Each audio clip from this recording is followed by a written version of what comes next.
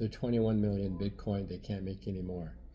And then somebody said, well, BlackRock it was BlackRock, right? Yeah. If they bought 51% of all the Bitcoin in the world, would they be allowed to say, okay, now we're going to make more Bitcoin? What? It doesn't. It would undercut the value of Bitcoin. Right. But Is it possible that that could happen? I think technically, if you had over 50, it's not about owning over 51% of the Bitcoin. You would need to own 51% of the miners, essentially, because Bitcoin works on proof of work as opposed to proof of stake.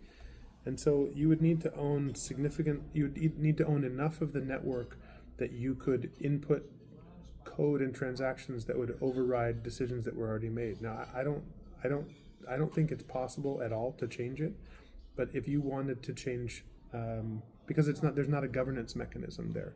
But in the case of many blockchains, if you have sufficient governance tokens, if you have over 51%, you would be in a position to, or if you could rally a vote, you could vote to hard fork a particular chain. You would create a new blockchain that was derivative of that one, but that had different characteristics.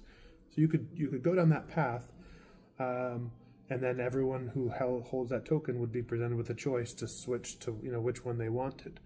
Even if you did that, you would run the risk that new blockchain would not have the same adoption as another one. If you tell people who have all invested in a particular asset based on a limited supply that now the supply has expanded, I think that undermines confidence in that asset. And so I think even if you were to go to a world where you hard forked something, or you created this other opportunity, you would still need to have adoption. And if you didn't have mass adoption, you might end up with a world where BlackRock owns all of it, but there's no one to trade against. Yeah, exactly.